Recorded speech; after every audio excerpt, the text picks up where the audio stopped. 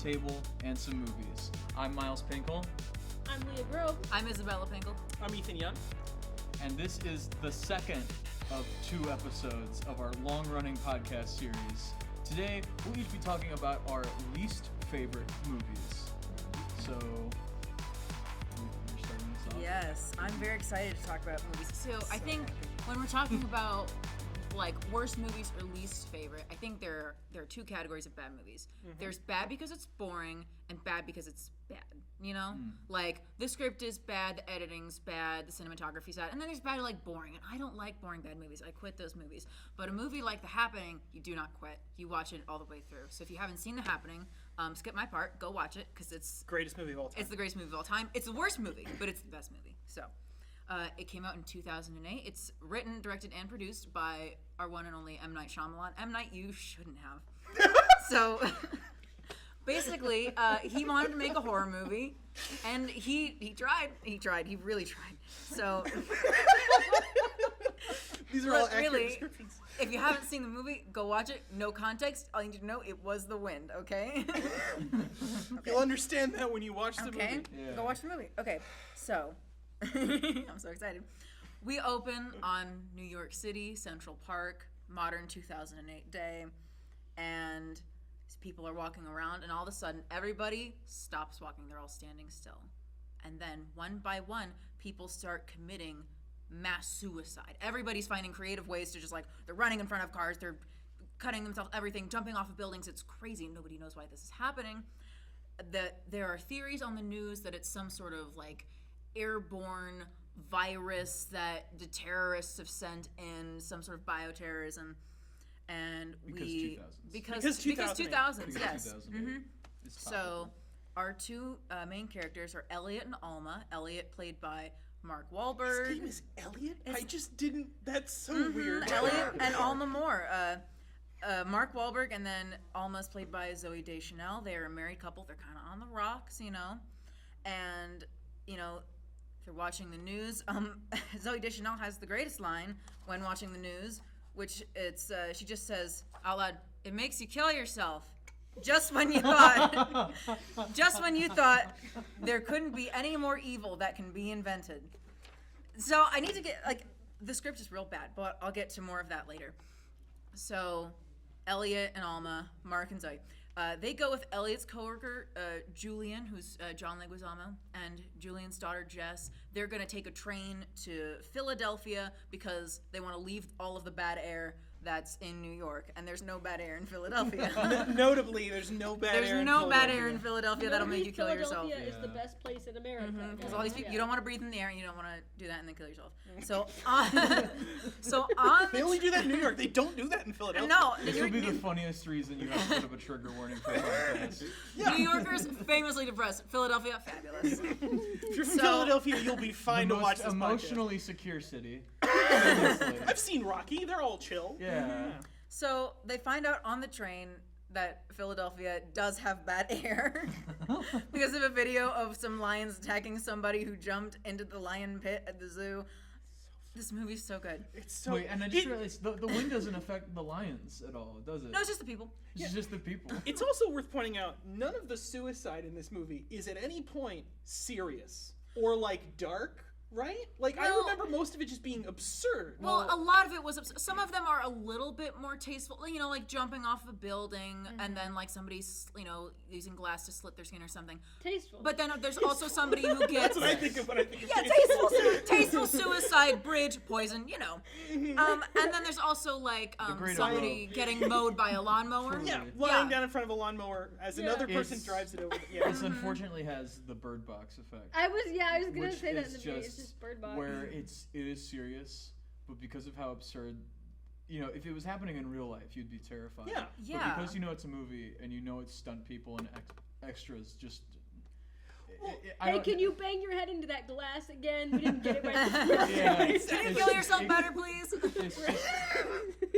It's just, It's like the framing of it is all just so serious, and the character It takes itself very seriously. and the characters' reactions are just so bad because you know, I don't know if it's the director, I don't know if it's the actors, but just so absurd. Like, just this hyper emotional, not believable at all reactions to these horrible things going on around Exactly. them. Yeah. So they're on the train to Philadelphia. Philadelphia turns out bad air. They can't go to Philadelphia. So the train stops in this small town. They get off the train, and then their friend Julian is like, I'm going to leave my kid Jess with you guys. I'm going to go find my wife because his wife is in Boston. Boston also has bad air. So she left Boston to go to Princeton. So he's like, I'm going to go to Princeton. He gets in somebody's car. He goes to Princeton, and then turns out Princeton has bad air. So the car driver drives into a tree. He dies. John Leguizamo doesn't die. But then he does get out of the car, breathes in the bad air, and then takes glass from the car, slits his wrist. That's one of the more tasteful suicides of this movie. But it's just... Okay. Gonna have to go at number 2 on the ranking. The most messed up tier list video of all time. Yeah. I'm gonna have to put that one in the Drops B the happening tier. tier list. That's the next episode. Oh man. I won't be here next time. Handing yourself A tier, slitting your wrist B tier, Arby's F tier. The line McDonald's is like, after the Minecraft movie. Yeah. Z tier. Okay. So... Oh my god. So, cut back to Elliot, Alma, and Jess. They hitch a ride with this nurseryman and his wife, and the husband, he hypothesizes that it's not bioterrorism, it's actually plant life has developed a defense mechanism against humans, which releases this toxin that does something to your brain that makes you, not want to be alive. Like, it does something to your brain, like, gets rid of all of the, care in your brain, and you immediately try to kill yourself. I guess, I don't know why this random man knows how it works, but he was right, I guess. And a lot of cool facts about hot dogs, too. Oh, yes. So... Leah's so lost. This movie is It's the wind, Leah, it's the wind. Okay. Right. I'll bring it over sometime. It's the funniest movie you've ever seen. in your We life. have to watch it. You don't. It does not sound like it. It is. It's the so funny, hysterical. Oh my gosh. It's so funny. So... I do love making jokes at times where it's supposed to be serious. We watched The Thing, and I was just laughing. Like, that guy's hit his legs. I said, ha ha, it's funny. What the dog do? I was just did within that. the opening scene. I said, if they kill that dog. And I the didn't- polar opposite happened. Yeah, I got. Turner and Hooch. Oh my gosh, let's watch Turner and Hooch. Okay? No. Oh God. No. Okay, so No, they're... you gotta watch The Adventures of Milo and Otis. Aww. Aww. Cats versus Oh, dogs. none of you know the production history of that movie. Okay, Oh, good to no. know. Don't look it up. Oh, no. Don't look it No. up. Okay, Wait, so... what do you mean? Don't. Back to the movie, What do you okay? mean? Back to the movie, back to the movie. What do you mean? Back to the happening. Back to the happening. I see tears. Okay, so our love... Room tone. Room tone. Yes, ma'am. So the group is later joined by other survivors from various directions, and they are trying to avoid roads and populated areas, and instead go into forests and stuff where there are famously less plants. And so Elliot is like, "Hey, I think the nursery guy was right, and the plants are killing people, and the plants are only attacking large groups." Because that's how air works. It only gets the large groups 6 feet apart. We remember COVID. I can only breathe in groups of more than 6 people. I I know, can't right? breathe at all. So he splits their group into smaller pockets, and they keep going. I'm sorry. I've rapidly become the heel of this video. I'm gonna ask for room tone over here. And so the 3 people, Mark Wahlberg, Zooey Deschanel, and the little girl Jess, they end up with these 2 teenage boys who are in their group, Josh and Jared. They go to this barricaded house, and they're like, "Can we come in?" And the person in there's like, "No, I'm gonna shoot you guys." And then the teenager's like, "But we want to be let in." And Mark Wahlberg's like, "Don't go in the house." And then the 2 teenage boys get shot by the person in this house and it's the funniest shot in the entire world. The shotgun sticks the barrel, the guy sticks the barrel of the shotgun out the window and shoots these kids. It sounds awful. You have to watch the movie, Leah. Oh my gosh. Can you talk about how Mark Wahlberg tries to convince this guy they're normal? Did you? Oh gosh, doesn't he start singing or He something? sings Mississippi moon keeps shining on me. And he's like, "We're normal," and then he Keep on sings that rolling, song, Mississippi moon. Yeah. It's just the most insane thing. Oh man, okay. So they leave behind the 2 dead bodies. They keep going, the 3 of them. They come upon the home of Mrs. Jones. Very old, very weird old woman, okay? And she's very paranoid. She's like, oh my gosh, these people are gonna kill me. She, like, lets them in for the night, but she's really suspicious. And the next day she's like, I want you guys, like, out of my house. I think you're gonna kill me. One of my favorite lines, she says to Mark Wahlberg, plan on stealing something? No, ma'am, we're not. Planning on murdering me in my sleep? What? No. And that's, I can't replicate it perfectly. Mark Wahlberg says, what? No. Like, what? No. What? Which is the way that we would all respond when somebody asks if you're going to try and kill him, right? So. But you don't believe him. Exactly. What? No. So, like, then, like, that day she's like, I'm going to leave the house. She leaves the house. And then guess what? The bad air gets her, despite not being in a large group. So they're like, oh my gosh, the plants can now kill individuals. What are we going to do? So, Mrs. Jones, she smashes her head into a window because of the bad air. And the 3 left are like, wow, what are we going to do? There's no way that we can stay alive. So they all walk out into the field and embrace and breathe in the air, but it turns out that it's over. It ended as quickly as it began. No more bad air in the northeast United States. They're all fine. No more bad air. Everything's okay. It was just really, really weird. And the best line, one of my favorite lines, is just Mark Wahlberg. Mark Wahlberg. It's so anticlimactic. He just says, "The event must have ended before we went out today." Like, that's their big climax to your movie. So I was like, well, I guess it's over. Well, Johnny Gee, I guess it is. It's so matter of fact. Oh, what? It kills people. Wow, it's so evil. Like, it's all stating facts, So, And just like COVID, it happened for a moment and then it completely ended. Yep, Completely and it's ended? never come Never back happened ever okay, again. so- never continued. coming back. Question from someone who's never seen the movie. Yeah. It's the air. Why didn't they wear, like, gas So that's a good question. The one thing that you're pointing out that I think is really funny is that you're saying, like, the bad air. The way that the scary thing is framed, because there's not like a monster, is it's just dramatic shots, like shots set to dramatic music of wind blowing through trees. And here's the great thing. It's not like wind blowing hard. It's more like 10-mile-an-hour winds on a fall day. Now, chill day. now I will be the first human being to defend a thing in The Happening, like, legitimately. The DP on The Happening, for those of you who don't know, is the DP that Shyamalan used on the film Signs. And Signs was a film that I actually considered for talking about as my favorite film. Because Signs is legitimately, I think, one of the greatest films of the 2000s. Really great film, and probably my favorite of Shyamalan's work.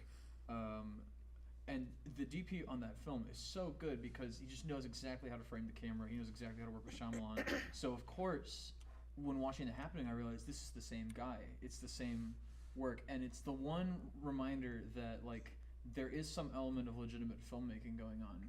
Because of how bad whether it's the direction or the acting or the combination of both or just how it all spaced out, if it wasn't for the fact that it was big name actors and, had enough, like, set pieces, it's written and feels like a film that would be shot by 20 people in somebody's backyard.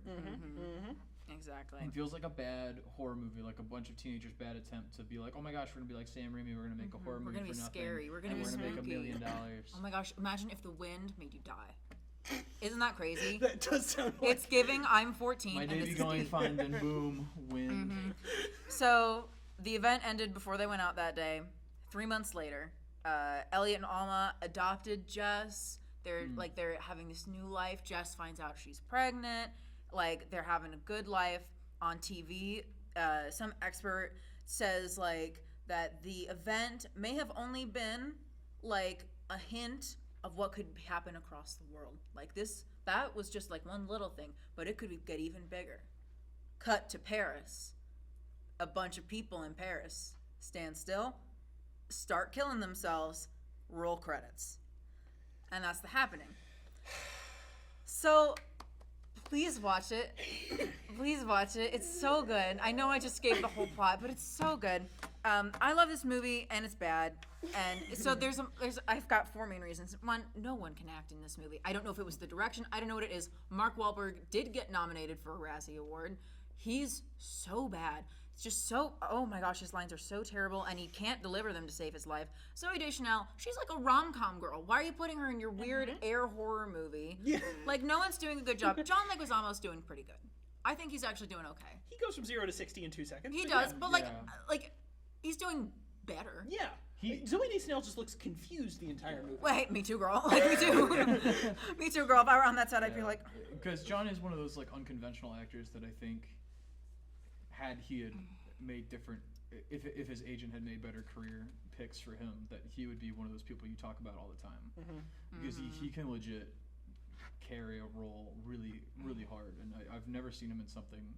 And he's in plenty of movies I'd say are mid or bad. Mm-hmm. Famously...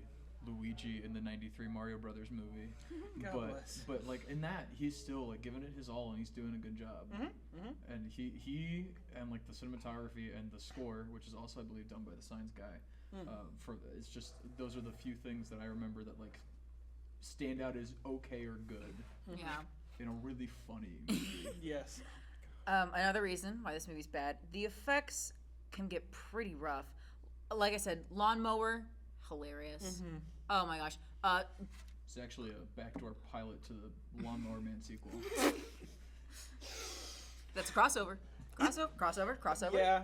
It looks like a Friday the 13th kill, is what it looks like. Yeah, there's one part where a woman shows, I think maybe it's Elliot, she shows him on her phone a video of a guy at the zoo jumping into the lion's den, and it's so bad, it's so fake looking. The effects are so terrible. It's just... And even like some of the practical effects are just silly because who sticks a barrel of a gun out a window like the way that guy did? It doesn't work. See, honestly, I would be okay with they could fix the plot hole really easily of the lions not like hurting themselves. Yeah, you too. You could fix the plot hole of the lions really easily by just having one of them jump into a pit of men to die. There you go. That would fix it. And then it would be like poetry. It rhymes. It's like men picking. It's like would you rather find a man in the forest? I was gonna say It's like man or bear. It's like a lion podcast with like, I don't know, I'd rather be in a pit with 10 men. I can take him. I don't get why all these gazelles keep picking lions.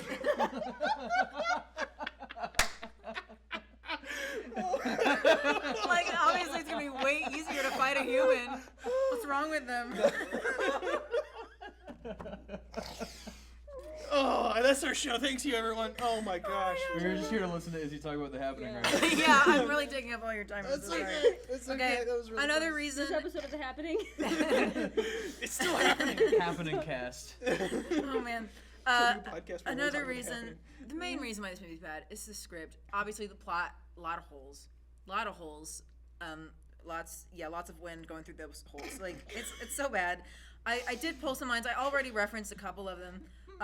Like you mentioned the hot dog line. Yeah. When they're talking to the guy who theorizes about the plans, at one point he says this: "We're packing hot dogs for the road.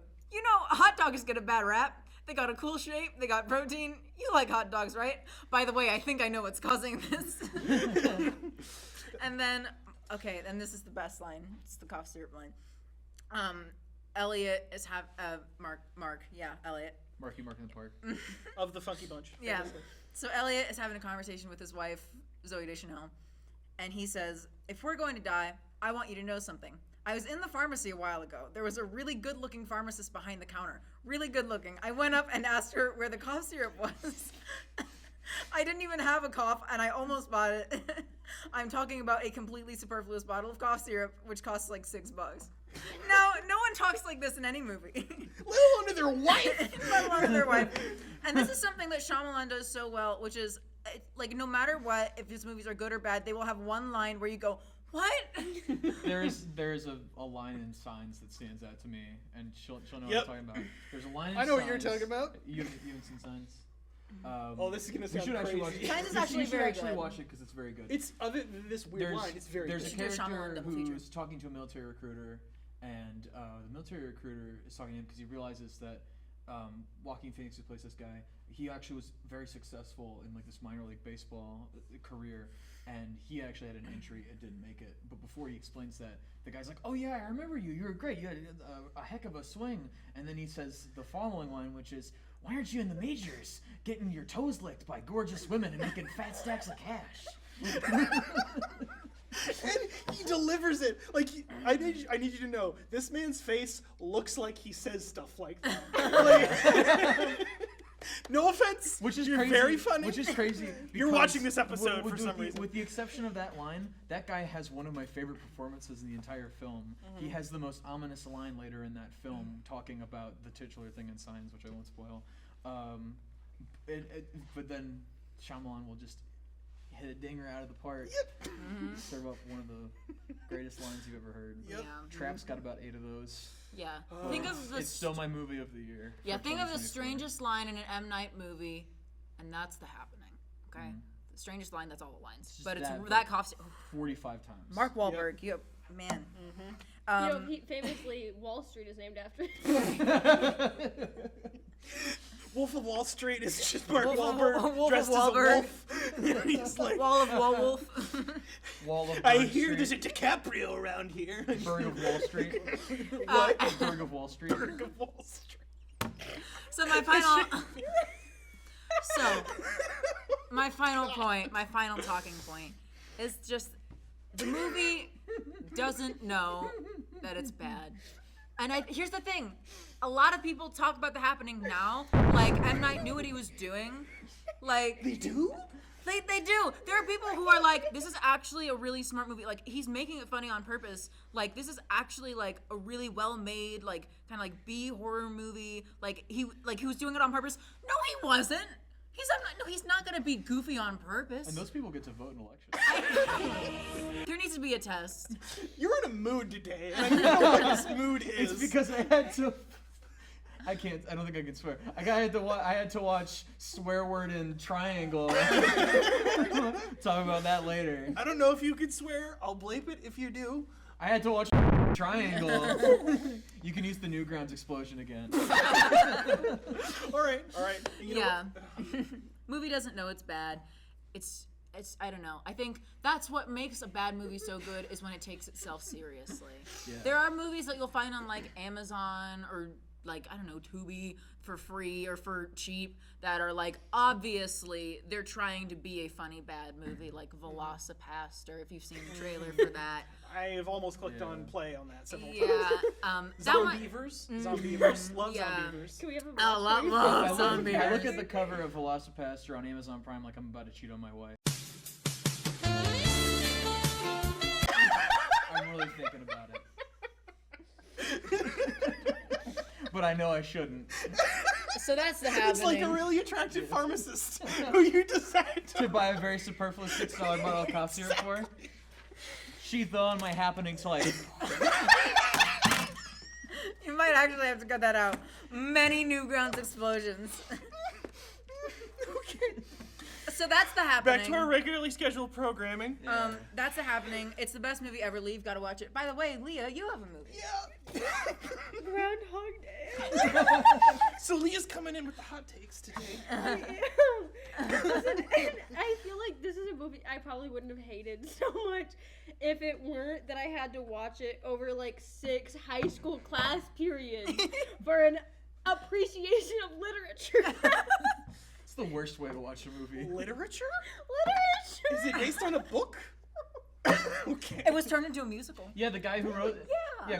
It's actually a very intense Cormac McCarthy existentialist novel.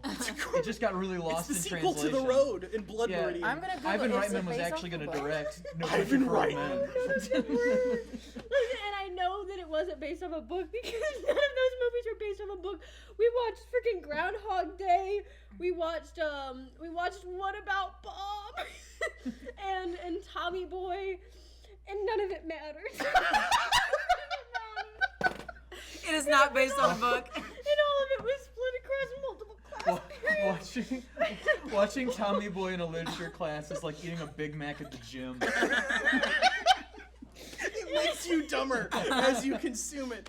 Oh And no. you had to write essays about the movies. It would be like the topic would be like, and how does this relate to this like really big topic of like existentialism? I was trying to be like, I don't know, I just hate Bill Murray now. I don't know. But you know, if you haven't seen Groundhog Day, you probably will like it more than I did if you watch it. But it's, you know, this weatherman named Phil, because of course his freaking name is Phil. He goes to Puxatawny. Like poetry, it rhymes. He goes. Why does it rhyme? You're just saying things now. He goes to Puxatawny to report on Groundhog Day, and he hates his job and he hates everything and he's an awful person. And he goes and he does an awful report on Groundhog Day, and his producer hates him and everyone hates him, and he's there in freaking Puxatawny, Pennsylvania. And he has to stay in this little inn, and then they're like, oh, by the way, a blizzard's coming. And he's like, no, it's not. And then it comes, and he has to stay the night. And he wakes up after the blizzard, and guess what? It's Groundhog Day!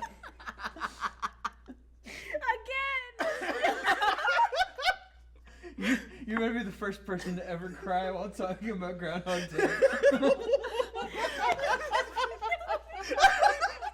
Can you please make the thumbnail all of us crying?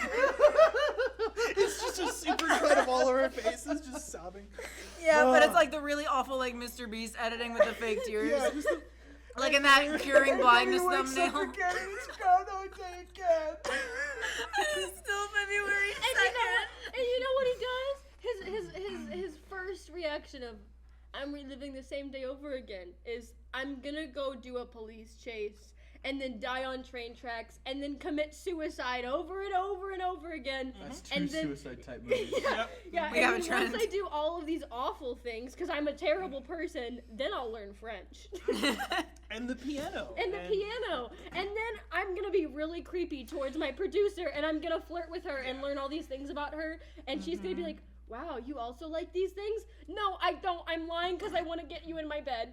Yes, a lot of that movie is just him, like, day after day, taking her out to dinner, being like, so where'd you go to high school? And then the next day being like, I went to high school there too! Yep. Like, And no, it's you so didn't. And like, of course, every time she's like, absolutely not. And there's this great supercut at one point in the movie where she keeps hitting him every single day because he's Bill He's an Murray. awful, creepy person. Yes, and it's just he's just creepy and awful. And then like finally, right before the movie's like hitting the climax, he's like, what if I became a good person and saved lives? And so he tries, and it's still a terrible movie. Now, And only when the producer falls in love with him and is like, man, I love you too, does he get out of the Groundhog Day. Why? To clarify something for our video viewers, not that there's an audio version of this, I was not glaring at you because I was upset. I was doing a bit because I thought that was ridiculous. She Puxatawny on my filter like Groundhog Day. And again, None of this is making it into the final cut. oh my gosh. And again, I want to reiterate that while watching this movie about being in a time loop, I'm watching it separated over like 6 days, and he rewinds it like the past 10 minutes when we come into class. So I'm living my own Groundhog Day, and we've already watched like 1 or 2 Bill Murray movies. I'm living Groundhog Day, watching Groundhog Day, and it's torture. I feel If you would like to support Leah, please dial the number at the bottom of your screen. Donations are coming in now. This whole time I feel the desperate need to like give you like hold your hand, give you a hug, like I'm so sorry for your loss and that Groundhog Day is forever I ruined. can't believe that's the worst thing Bill Murray's ever done.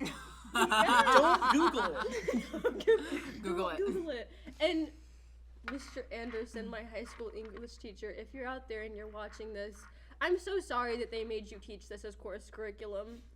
Jaws was such a good movie, though. Thank you for letting us watch it. And it's actually based off a book. Yeah, thank you. I got to write my high school, I got to write, like, the final exam over that. And thank God it wasn't Groundhog Day. So I thought Groundhog Day was, like, alright. I liked it. That's like a 7 out of 10. Yeah, it's like fine. My face has never been so warm in my life. You didn't live Groundhog Day. That's true. Imagine having to watch Groundhog Day every day. We're gonna have a watch party, right? Except for it's gonna be a watch party that lasts 6 days, and I'm gonna make you watch 10 minutes of Groundhog Day every day for 6 days. And then when we start it, I'm gonna roll it back 5 minutes, and you're gonna feel like you're living Groundhog Day. And you'll know what it feels like. This just feels like you got caught in a really mean-spirited Nathan for you bit. I hate that funny. Sorry. Okay. Sorry. Anyways, guys, Let's so I all, hate let's all Groundhog Day. reach out towards Leah in prayer. Dear God. Pray for her soul. Why did you do that to Bill? Okay, bringing it back. Dialing it back. We're never doing another one of We're these. never doing another one of these. This is going to end the semester. Okay. My movie is Book of Shadows, Blair Witch 2. Ooh. So, for those who are uninitiated, there's the Blair Witch Project, which is a great movie. One of my favorite horror movies. I love it. Scared me to death. Really There is a reboot sequel called just Blair Witch in 2016. I didn't know it was a reboot. It's not it's like a soft reboot. You don't have to watch the first one. His sister's the girl from the first one, and that's sort of what it's. Okay. Yeah, that's also fine. It's like a 6.5 out of 10. Like the best part is when the witch shows up at the end. Everything else before that is just kind of whatever. Yeah. In the middle, between the two of these, is a movie that I wrote something down about this Is movie. it Lion King 1.5? No. There's in between? So, Blair Witch 2. So I wrote this paragraph specifically to describe why this is the worst movie I've ever seen. Oh. I have seen movies that are artistically worse than this movie. I have seen movies morally worse than this movie. I have seen movies that are more boring. I have seen movies that I hated more than this movie. Book of Shadows Blair Witch 2 retains the title of the worst movie I have ever seen for one simple reason. It's the only movie I have ever seen that hated me for watching it. Book of Shadows Blair Witch 2, released in 2000, and it was directed by a guy whose name I'm going to look up because when Izzy was talking, I was like, oh, I should have looked that up. That was smart. He is, before I say his name, he is a documentary director originally. So he was brought on to direct this movie after the first movie had that sort of faux documentary style. He hated the first movie. And the sort of faux documentary style that's going on, the extra like meta marketing about like the website about the missing people and like this is maybe like a fake true thing. As a documentarian, he hated the movie because he's like, well, documentaries are supposed to tell the truth, and this movie's lying to you. Huh. I have some quotes from him later, or a quote from him later. So he's a narc. Joe Berlinger is his name. So this movie kind of so it does not take place in the same universe as the first movie. Go ahead. You have a question? Is this movie just fan fiction about the Blair Witch Project? It's like anti-fan fiction. It's like, Oh, it's like a, I hated this Incel movie so core. much. Yeah. Rather than a fix it fic, it's like a ruin it fic. Yes. So this takes place in a world where the movie The Blair Witch Project exists. And it's set in the town where the Blair Witch was shot. And so it's about that town marketing itself to like sell merch based on the movie. You follow this group of teenagers and like, 20-somethings playing 18-year-olds, and they're all like going into town to do these tours, and weird stuff starts happening. Now, skipping along a little bit, I have a thing here. That's not even a bad elevator pitch. That's No. almost Yeah. an interesting concept. No, that is almost an interesting concept. I have a bit where I say, so to give you an idea of like his ethos going into this, there's a quote I found from him where he says, quote, "I thought a more interesting way of connecting Blair Witch 2 to the documentary tradition would be to try to make a movie that tells a story, like a good documentary does, that is infused with social commentary, because that is what a documentary is. A documentary is not about shaking the camera around, it's about telling a story that has social commentary embedded in it." And you can just feel the venom underneath those words of like, like a good documentary. Like, he hates this movie. So Skipping aside a little bit.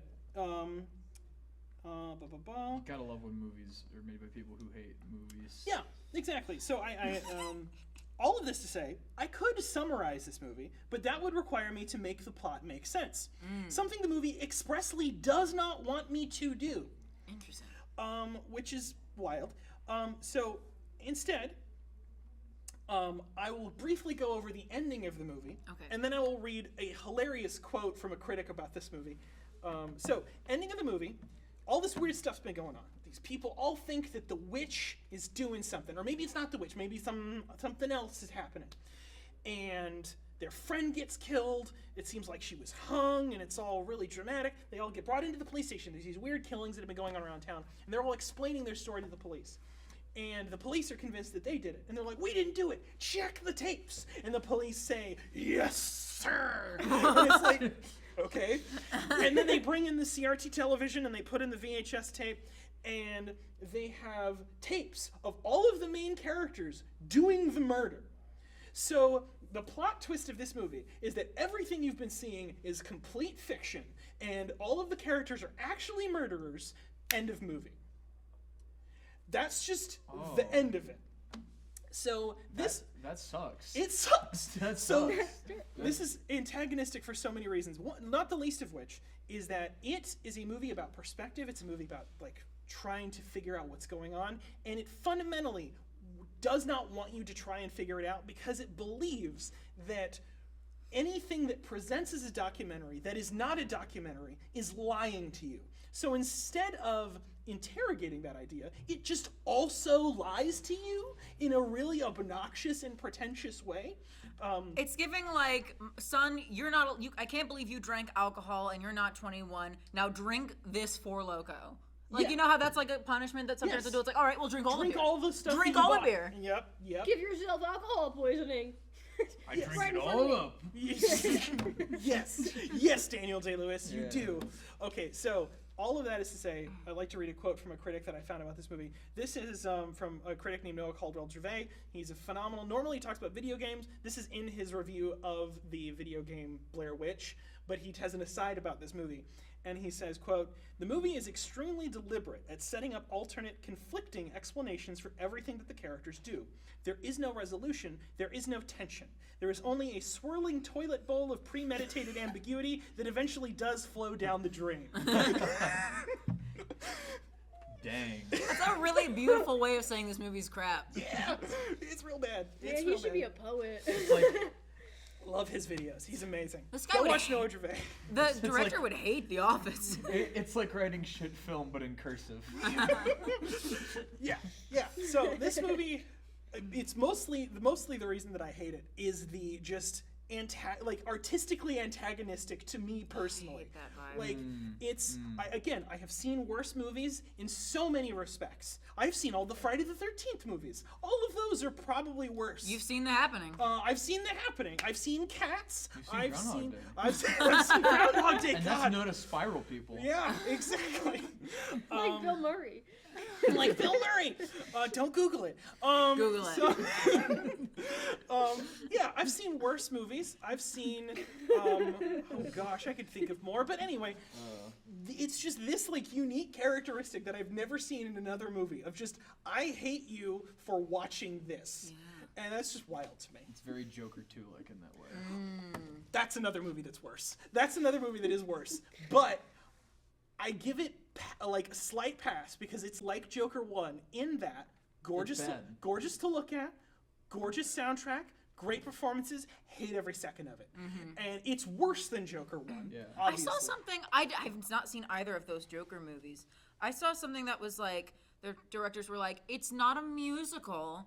The characters are just singing songs from their own perspective that aren't actually happening in the universe. It's like, dog, that's a musical. I don't, like, it's a musical. If you're breaking into song, it's a musical. Should have just made the Woker. I'm coming down off the cherry Coke high. Yeah. There is I'm never something. taking him to Dairy Queen again. There's something about like when a director or writer just hates something so much that they just have to do something about it for their movie. Like I thought it might go in a different direction. It made me think a little bit of like Isn't it James Gunn who made Scooby-Doo, like the live-action Scooby-Doo movie? Yes. And he like character assassinated Scrappy-Doo because he hated Scrappy-Doo so much.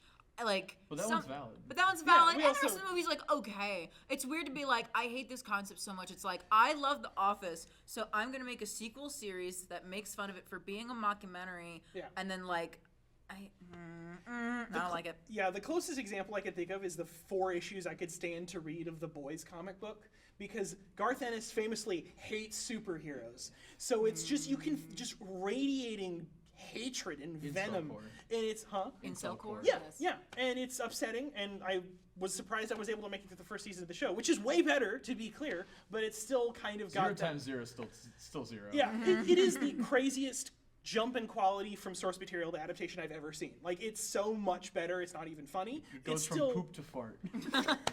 I still don't like it, but it's also mostly a tone thing. That's just Yeah. not for me. Yeah. But yeah, Miles. So ready for the. Imagine if I actually. I can't wait to see So what my the movie editing is process Meat of this Day. is going to be like.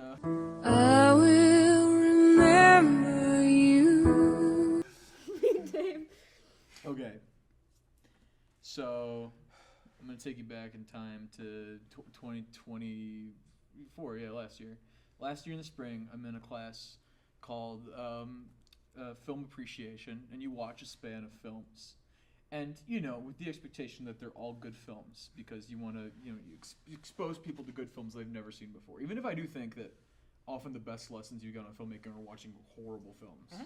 There's so many things I've learned from watching The Happening that have taught me how to be careful about taking myself too seriously, or how writing insane dialogue. But we watched some college staples, Pulp Fiction. We watched No Country for Old Men. We watched a Disney animated film. We watched Bambi because we only had time for a 70-minute film. We watched some short films, all sorts of stuff. A lot of typical things. We watched Paul Thomas Anderson. We watched Punch Drunk Love, and Underrated, by the way. it's like my second favorite PTA movie behind There Will Be Blood. But then we shout out to Professor. This is going on the college's YouTube channel. Yeah. Shout out to Professor Love you, bro. Took 3 classes with you. You're great. They put on their favorite film. Their favorite film is my least favorite film. This is not a personal attack against them, although I am very upset you showed this to me. I'm not mad. This I'm is just a disappointed. 2009 horror film directed by Christopher Smith called Triangle. Peacemaker directed this movie? I have written a short manifesto discussing my feelings on this, and then I'll talk about the film's plot more. I'm not going to look at any of you. I'm going to look dead at the That's camera. fine. You don't need to. I prefer it when people don't make eye contact. Me too, bro.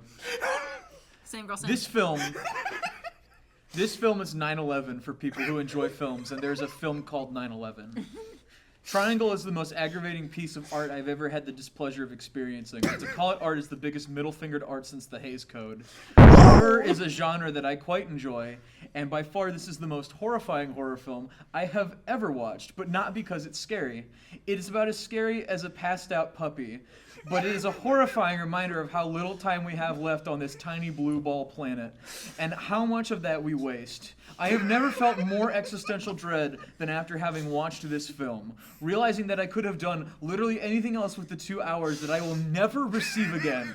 I could have done anything with my time. I could have hung out with friends, spend time with my family, hike a trail, have a beer, drive my car, kiss a woman, kiss a man, engage in tax fraud, fly to the moon, watch Spider-Man 2, eat a Twinkie, kiss a twink, play Legend of Zelda starring Link, or even think. But I could not think after I'd watched this film. No, I do not think so. All I could do was recover from the lobotomy that is Triangle. I would prefer to drown in the water beneath the cruise ship that the film is set on than watch this movie again. It is the anti-movie, and I hate it. I imagine death so much it feels more like a memory. Is this where it gets me on my feet, several feet ahead of me? I'm crying. Oh, wow.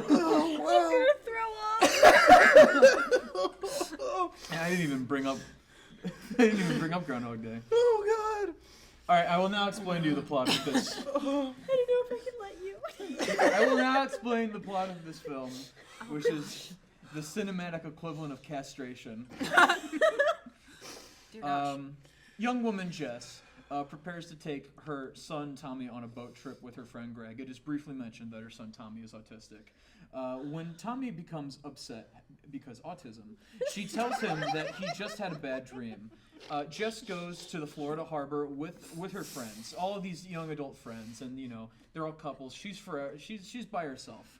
They board Greg's boat with her friend Greg owns the boat, and some other friends are there too. Victor, Sally, and Downey, and Heather on the boat. On the boat, Jess wakes up from a very scary dream about crabs on the beach. It's shot very abstractly. And by abstractly, I mean it's shot like garbage. The film is from 2009. And if there's two things I think about from 2009. I think about Barack Obama. And I think about how many people Barack Obama killed with drone strikes. And then the third thing I think about... The third thing I think about is how everything in 2009, from like 2006 to 2010, had this ugly yellow-brown filter, which the internet has lovingly referred to as the piss filter. Grand Theft Auto 4 has this. Burnout 3 has this. Isn't it Black Hawk Down's fault, right? Black Hawk Down kind of started this trend. While they're at sea on this boat, after her crab dream, a storm approaches. They radio to the Coast Guard, and nothing happens, but they do hear a woman screaming for help because she's watching Triangle. She says that someone is killing everyone, but it's cut off before she can provide her location. The sudden storm capsizes the boat. Heather is completely swept away. She never comes back in the film. It's never brought up again, so you just forget about that poor son of a bitch. The 5 survivors board a sudden appearing ocean liner. By the way, you might think, this is in the water. It's called Triangle. It's a mysterious horror film. This is set in the Bermuda Triangle. Yeah. It is not. Okay. The Bermuda Triangle is never mentioned by name in this film, as far as I can remember. Professor, you can tell me if I'm wrong, since this is your favorite film. Who is definitely still watching after that manifesto. Yes. They board the ocean liner. It appears to be deserted. There's a lot of time spent going through. And the most unfortunate part is that this part is shot well because it's not outside, so you can't have Bloom interacting with the camera lens all the time. There are more lens flares than there are in a J.J. Abrams movie. And it's crazy. J.J. Abrams is on a boat. And it ends in a very disappointing way, just like Lost. And so these people who are lost on the boat, it's shot very well. It's like these close shots following behind them. They're kind of in this dingy, rusty-looking old boat. Nobody's around. It's fairly creepy. It's well done. And as I'm watching this, I'm thinking, this is okay. Nothing has been truly offensive yet. It's a clearly low-budget film, but the boat actually looks pretty solid. They clearly shot on a real boat, and that's probably where I think the $1 million or so most of that went in this movie. It's a very low-budget movie. And, it's commendable. And none of my problems have anything to do with the budget. I think the film really looks crazy with that fine. little of a budget, they were able to dig up the Titanic. Yeah, they dug up the Titanic and used it. And so... They're like, this is why you couldn't fit on the door. Explained it. And so, as they're on the ship, they find Jess's keys, which is strange because Jess hasn't been in there yet, but she finds an exact copy of her keys. And as they're looking around, they find like this big banquet hall, very Shining-esque, bunch of food on the table, but nobody around to eat the food. And so Jess spots someone watching them, and the person runs away. They scamper away like Smiling Friends character. And Victor, who's played by Liam Hemsworth, the most recognizable person in this film. And when I'm saying that about Liam Hemsworth, you know that nobody's in this movie. Sorry, Liam. Jess and Greg find the words "Go to Theater" written in blood on a mirror in a bathroom. Greg insists that it's the crew playing a prank because the crew of this boat going through the Atlantic Ocean thought, hey, when we find some survivors on a capsized boat in the middle of the water, we'll go down and write in strawberry jelly, "Go to Theater." And then we're going to have a dance party, and it's going to be a cruise ship getaway for all of them. Forget about the horrible crimes. Yeah. Jess returns to the dining room, and the food is completely rotten now, and Victor has a big ol' head wound and tries to strangle Jess to death. She fights him, and he collapses. Then Jess hears gunfire, follows it to the ship's theater where Greg lies dead from a gunshot. And Sally and Downey say that Greg told them that Jess shot them, but that can't happen because we've been following Jess the whole time. That doesn't make any sense. Jess runs and grabs an axe when she sees that somebody in a burlap sack 360 no-scopes from the balcony of this theater, Sally and Downey. She runs back up, finds the guy, disarms the shooter, and the shooter tells her, you have to kill them, it's the only way to get home, before Jess knocks her overboard instead of asking for clarification, because the movie can't happen if she talks to him. And then Jess hears yelling and sees another copy of her and everybody on Greg's boat again. And this is when the film reveals that the boat is in a time loop. It's in a never-ending time loop, a la Groundhog Day, your favorite movie. And so the rest of the film revolves around Jess realizing that maybe she does have to kill all of them because somehow that will end the time loop.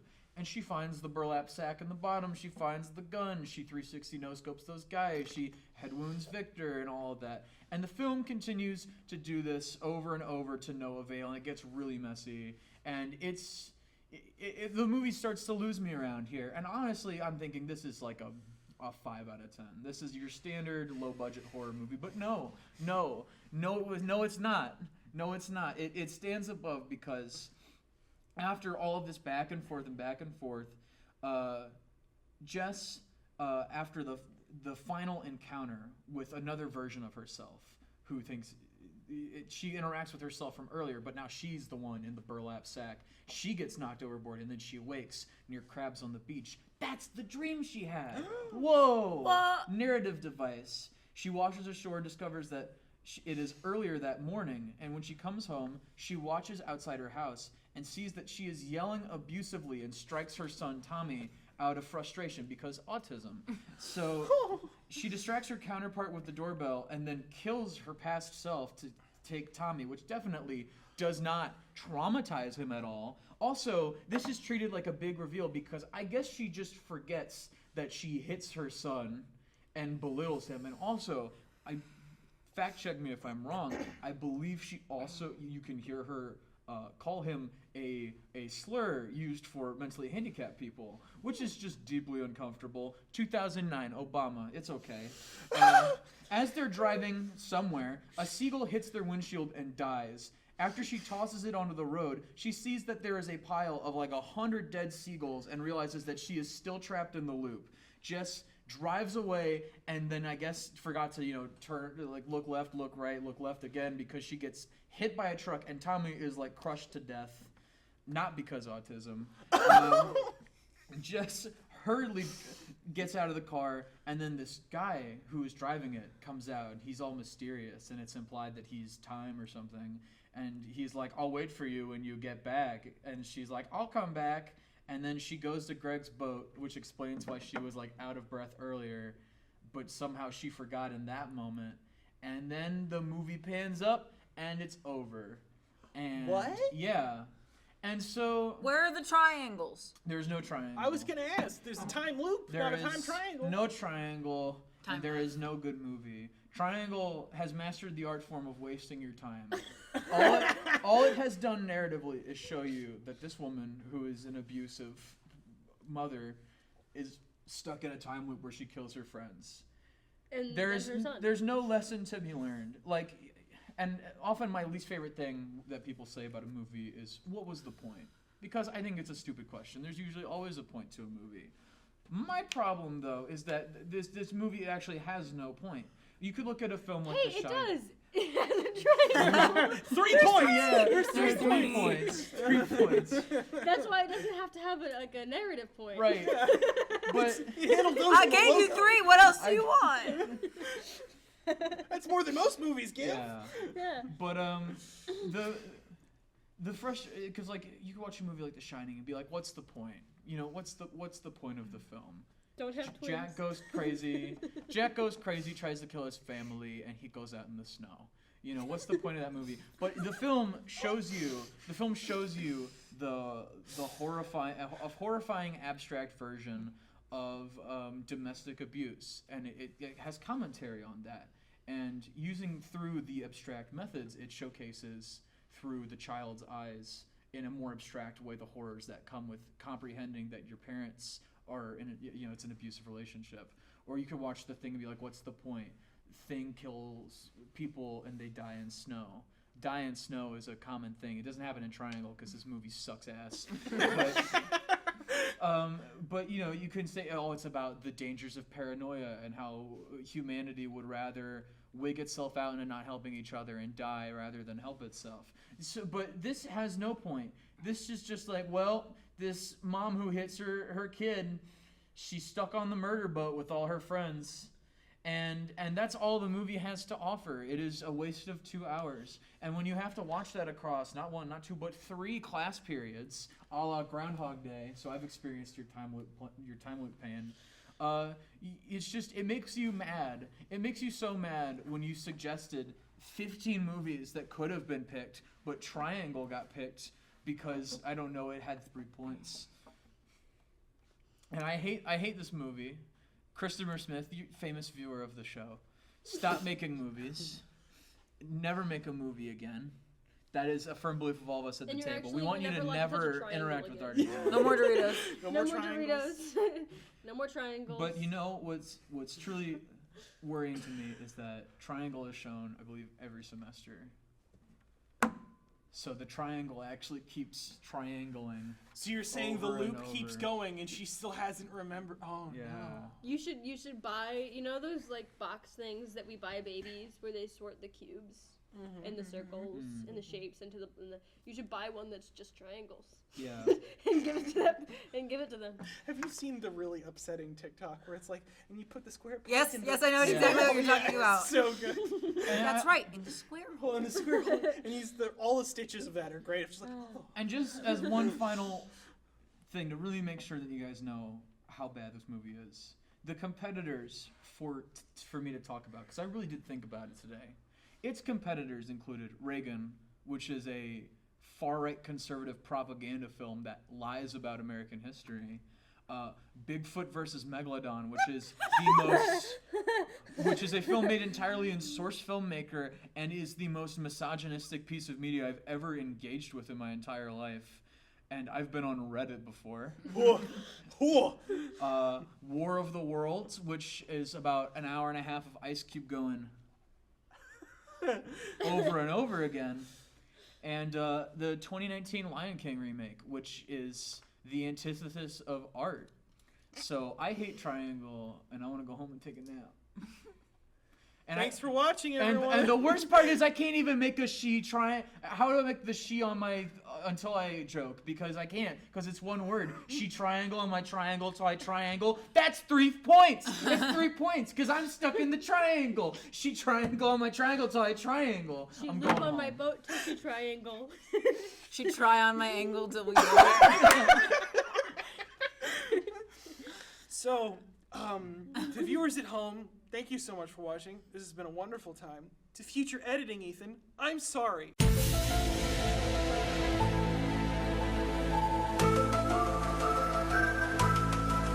Good night. Goodbye. Don't watch a movie based on shapes. Google, what's his name? Bill Murray? Bill Murray? Bill Murray. Yeah, but Google. Do it. Just Google it. Yeah. Scroll down on the Wikipedia page a little bit. There's something Don't mentioning watch What About Bob or Groundhog Day. Or Tommy Boy, apparently. I hate shapes.